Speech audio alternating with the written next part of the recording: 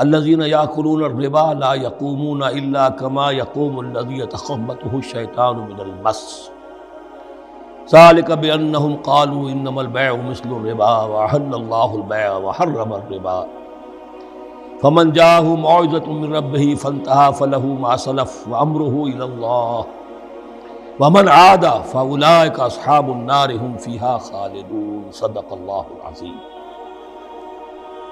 رب اشرح لی صدری ویسر لی امری واحلل عقدۃ من لسانی یفقہوا قولی۔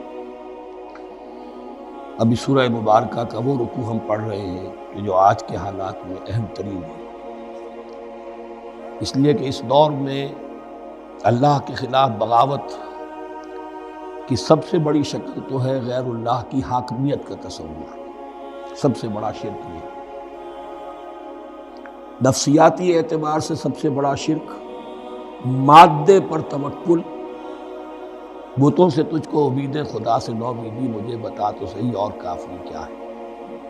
لیکن یہ نفسیاتی اور داخلی بات ہے۔ خارجی اور واقعاتی دنیا میں سب سے بڑا شرک اس وقت وہ غیر اللہ کی حاکمیت، جو اب عوامی شکل اختیار کر گئی، عوامی حاکمیت۔ اور اس کے بعد اس وقت کے گناہوں میں، بدعملی میں سب سے بڑا فساد جو ہے وہ سود کی بنیاد پر ہے۔ سب سے بڑا فتنہ، سب سے بڑا فساد دنیا میں جو اس وقت سب سے بڑی شیطنت ہے، جو یہودیوں کے ذریعے سے پورے گلوب کو اپنی گرفت میں لینے کے لیے بیتاب ہے، وہ یہی ہے جو سود کا حد کرنا ہے، اس کی حرمت۔ یہاں ایک سوال میرے ذہن میں کبھی کبھی پیدا ہوتا تھا کہ یہ جو پہلی آیت ہے اس کا تعلق تو انفاق فی سبیل اللہ کے ساتھ ہے، اسے پچھلے رکوع کے ساتھ شامل ہونا چاہیے تھا، لیکن بعد میں یہ حقیقت مجھ پر منکشف ہوئی کہ بڑی حکمت کے ساتھ اس آیت کو اس رکوع کے ساتھ شامل کیا گیا۔ وہ حکمت میں بعد میں بیان کروں گا۔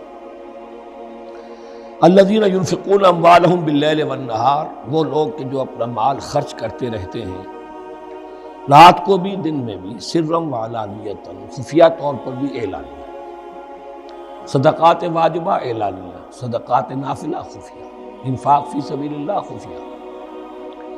فلہم اجرہم عند ربہم ولا خوف علیہم ولا ہم یحزنون، ان کے لیے ان کا اجر محفوظ ہے ان کے رب کے پاس، نہ ان پر کوئی خوف طاری ہوگا اور نہ ہی وہ کسی حزن سے دوچار ہوں گے۔ الذین یاکلون الربا، اب ربا کا مسئلہ شروع ہو رہا ہے، جو سود کھاتے ہیں۔ وجہ کیا ہے؟ اصل مسئلہ ہے اس سرپلس ویلیو کا۔ آپ کا کوئی شغل ہے، آپ کی ملازمت ہے، آپ کما رہے ہیں، آپ کا خرچ پورا ہو رہا ہے، کچھ بچت بھی ہو رہی ہے۔ اب اس بچت کا اصل مصرف کیا ہے؟ یسألونک ماذا ینفقون قل العفو۔ اصل راستہ تو یہ ہے کہ اس کو دے دو اللہ کی راہ میں، یا محتاجوں کو یا اللہ کے دین کو۔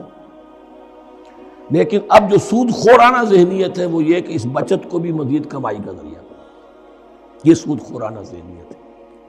لہذا اصل میں سود خوری انفاق کا کی ضد ہے۔